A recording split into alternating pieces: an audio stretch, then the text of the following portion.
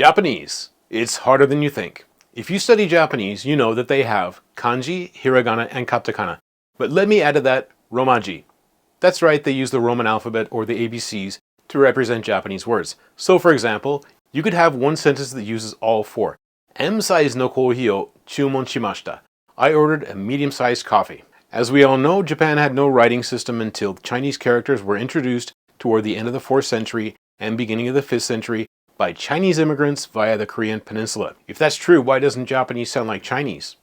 Well, anytime Japan imports something, they make significant changes to it to fit their language and culture. Kanji is no exception. So rather than import them the way a Chinese person would say them, they imported them the way they sounded to a Japanese person. And this happened centuries ago. That's why you can have characters like this that are pronounced like this in Chinese, but sound like this in Japanese. 餃子 In addition, Japanese have made up several compounds and some of them are quite comical. So these characters would mean letter in Japanese, but they would mean toilet paper in Chinese.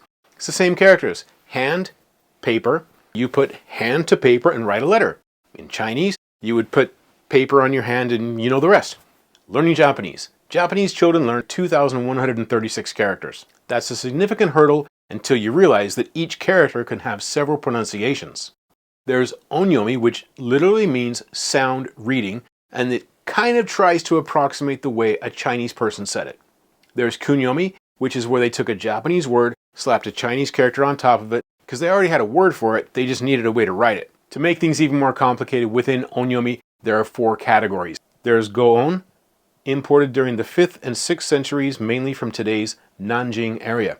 There's kan-on, imported during the 7th to 9th centuries, mainly from today's Heian area. There's to-on, readings adopted during the time of the Heian era to the Edo period.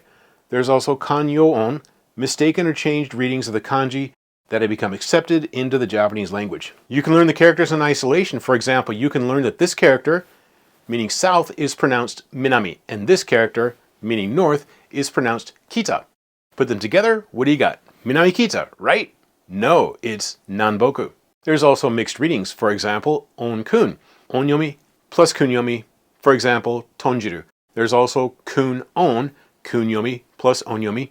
For example, amagu, meaning rain gear. Now, before you lose your mind, we also have this in English. Think of television, which is a Greek plus Latin combination. Fun fact, the most complicated name in Japan is Taito, which is a rare surname. It consists of 3 clouds and 3 dragons and has 84 strokes. Are you pulling your hair out yet?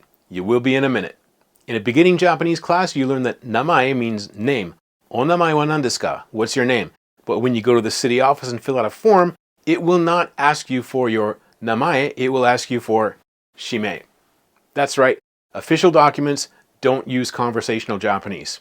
It's almost like learning a new language just to get a driver's license. Let's go down the rabbit hole a little bit more. There's also place names, and a lot of times they have nothing to do with the on-yomi or kun-yomi. So for example, these 2 characters would be pronounced daiwa when used in Daiwa Ginko. However, if it's a city, it's Yamato City. Same 2 characters, totally different pronunciations. Corporate speak. This stamp is used on documents and it means confidential. The circle is pronounced maru, and the character in the middle is hi, representing himitsu, or confidential. So for example, kono hanashi wa maruhi ni shite kudasai. Please keep this conversation confidential, or keep this just between us. Each Japanese corporation has several terms that would mean nothing outside of the organization. We're not just talking about acronyms. So I had a case many years ago where one of the people kept on saying in email, I need to talk to 11F.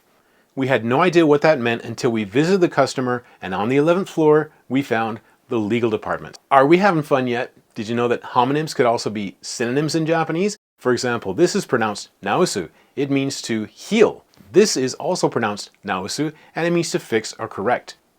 2 different ways to write it, same pronunciation, and also very close in meaning. There's also miru, miru, and miru. Some homonyms can just be downright annoying. So for example, the word toru, which means to take, can be written like this, this, this, this, this, or this. By the way, there's vigorous debate online whether this or this is the correct way to write take, as in take food.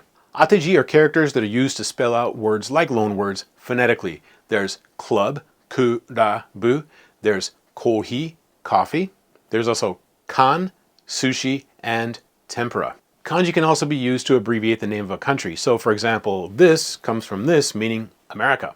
And this could be shortened to this, which means President of the United States. This comes from this, which comes from this, which means Australia. And this comes from this, which means Europe. So let's move on to hiragana and different ways it's used. There's okurigana, which is inflections after verbs or adjectives. You'll see the inflection on the verb for eat here, tabemasu, written in hiragana. You'll also see the inflection after an adjective such as takai or takakunai, written once again in hiragana. Don't forget honorifics, o-cha, ocha, tea. So why don't they just ditch kanji and just use hiragana? Well, that'll never happen because there are too many words that sound the same and the context doesn't even help you. So for example, this means science, but this means chemistry. They're both pronounced kagaku. And the context doesn't even help you. You ask somebody what they're studying in college. What if they say kagaku? You don't know if they're studying science or chemistry. Now, if you really want to hurt your brain, let's move on to katakana. The modern Japanese language is full of loanwords and they use katakana to sound those out. But they don't always mean what they mean in the original language. So for example, mansion is the Japanese word for condominium. So I met somebody and they say, my parents have a mansion in Tokyo. I was quite impressed until I figured out it was just 2 bedrooms and a bathroom. Let's make it even more confusing. There are 2 competing systems for romanizing the Japanese language. Number 1 is the Hepburn system, which is much better because it more closely approximates the way Japanese people really speak Japanese. But there's also kun-yomi, which has several problems. For example, hachiko would be written like this in Hepburn, but would be written like this in kun-yomi. Hachiko would become hatiko. Sushi would be written sushi, and nobody wants to meet you at hatiko and then go for sushi for dinner. Doesn't even make sense. The only time kun-yomi is useful is when you're using a QWERTY keyboard trying to type Japanese because you can skip a letter. Hopefully I haven't completely discouraged you from studying Japanese. I do encourage you to start, and I do encourage you to keep going, even though AI is probably going to make it unnecessary. But there is one word that can be used in almost any situation in Japanese, and I got a video about that. Click on that next.